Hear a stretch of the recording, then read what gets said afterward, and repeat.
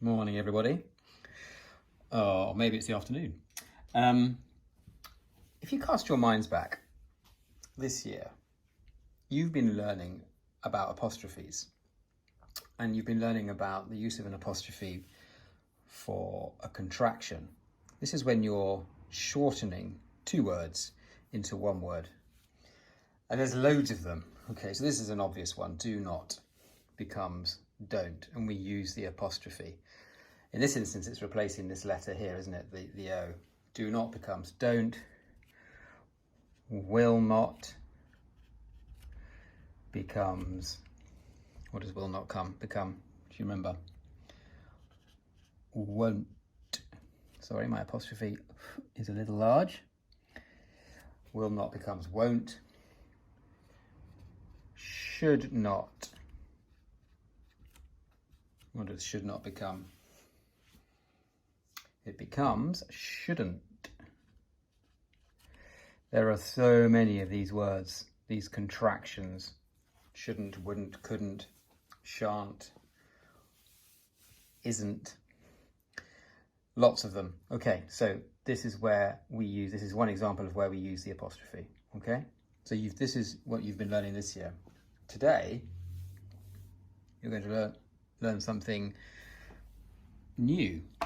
There's another time that we use an apostrophe, and what it's called is the apostrophe for possession. Possession. Now, some of you will know that word. Some of you might have heard that word being used in football.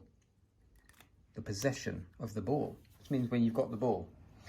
Basically means something belongs to somebody or to something. You possess it, or they possess it, or it possesses it. Okay, so it's about belonging. So why does it involve an apostrophe? Okay, have a look at this sentence.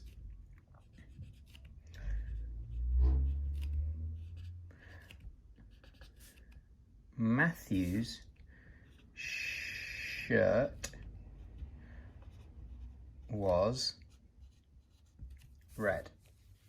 Okay, Matthew's shirt was red. The shirt belongs to Matthew. Now, this word here, which is a proper noun, needs an apostrophe.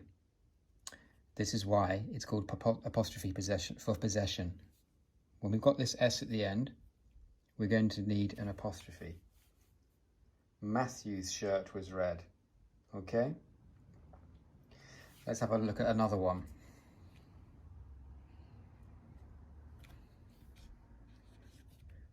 I won't write a whole sentence. I will just write two words to show that somebody is owning or possessing something. Beth's pencil. The pencil belongs to Beth. It's being possessed by Beth. So Beth's needs an apostrophe. We're going to put it before the S. Okay?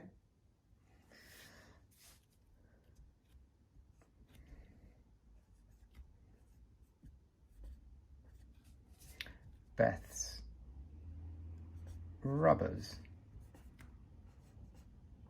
Now, even though Beth is only more than one rubber, it's still an apostrophe before the S of Beth. Beth's rubbers. Okay.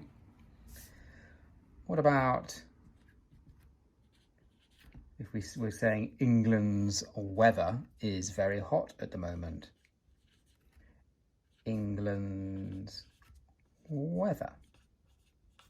Okay. Does it need an apostrophe? Is something being owned? Or is there something that's belonged? Well, the weather does belong to England here. So yes, England's weather. England's needs an apostrophe. England's weather. Okay? So they are pretty straightforward to spot when we need to use one of these apostrophes for possession. Excuse me.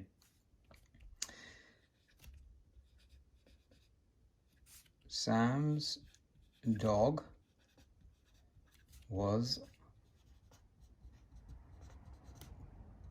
barking. Sam's dog was barking.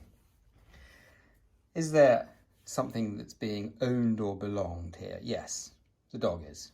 It's being owned, possessed, belongs to Sam. So we're going to need an apostrophe here to show that Sam's dog was barking.